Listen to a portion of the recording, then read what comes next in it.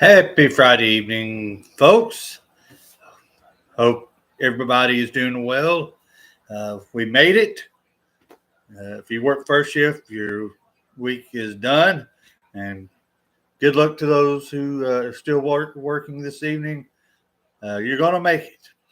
I wasn't going to do a show today, but this morning, while I was on my break, I saw where there's sort of a sad anniversary. It's been 4 years since the legendary coach, Bobby Bowden of Florida State, passed away. And yes, you can talk about all of his wins, all the conference championships, all the great things he's done on the football field. But just to say he was a great football coach, in my humble opinion, it doesn't do him justice and to what a great coach and a great man Coach Bobby Bowden was. A brief story I'll share with you. It's been years ago, but word got back to me that he was going to be speaking at First Baptist Church in Olive Branch, Mississippi, and I was, here I am in Farmington or whatever, which is right outside of Corinth. But anyway, and I haven't been to Olive Branch, Mississippi that much. I didn't know where the church was, but if Bobby Bowden, my favorite coach in the whole world, was going to be there, I was going to be there, one way or another. So early on a Sunday morning, I got up and I drove all the way to Olive Branch by myself, and nobody with me, and I guess the good Lord was guiding me, and I found it, and there I was, decked out in my Florida State stuff, of course, and he got up to speak, and it was awesome. That church was packed, and it was just an honor to hear him speak. And he came back there a year or two later, and I went back again, kept the program and everything. Fast forward probably a few years later, everybody that knows me around this area knows that I love Florida State. And anyway, come to find out that my favorite coach of all time, is going to be speaking in my hometown, Corinth, Mississippi. And it was all in the paper. He was going to be there. I ain't missing that for the world. They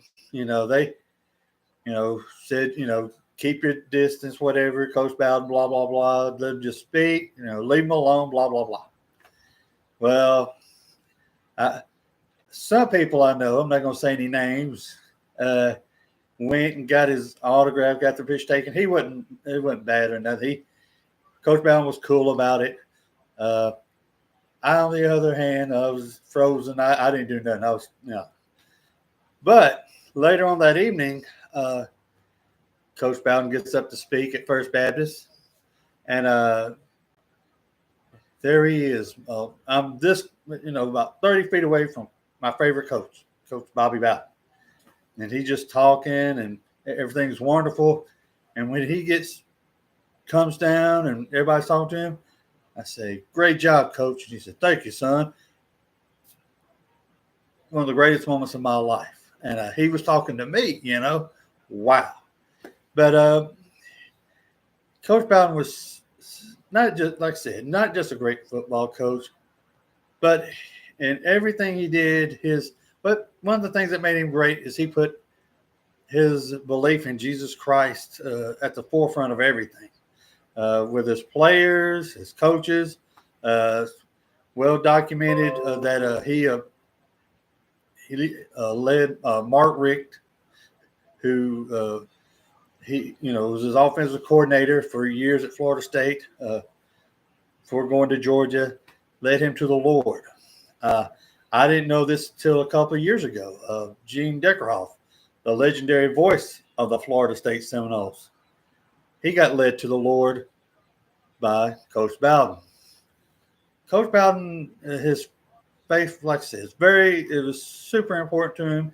He took his players to church, and he had a bigger mission in life than just winning ball games. He's always great about sharing his faith. He spoke it like that's all over the world. Or if he was on TV, he wasn't ashamed of his faith in Jesus. And that's one of the things that I looked up to Coach Bowden about. And I remember the 4 years ago, it was on a Saturday evening. Not before he passed away, I looked on Twitter and somebody tweeted, "I'm not liking what I'm hearing coming out of Tallahassee." And see, I believe before that, Coach Bowden had been sick. And, and that to me was sort of a sign that, things might, when I wake up the next morning, it might be some horrible news. And sure enough, Coach Bowden had passed away. He lived a great life. He had one of the greatest lives of all time. He got to not work with Bear Bryant, but he got to know him. They were good friends. When Bobby Bowden was at Sanford, Bear Bryant would send him players if they didn't make them at Alabama. He would send them to Coach Bowden. And another legendary Alabama coach that has a tie to Coach Bowden was Nick Saban. Nick Saban shares a story how Coach Bowden helped him get back home after his father passed away.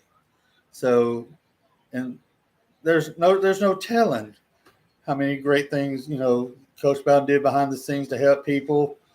Like I said, I'm honored just to got to shake his hand and just a brief moment in my life, and I'm thankful for the Christian witness he was for me.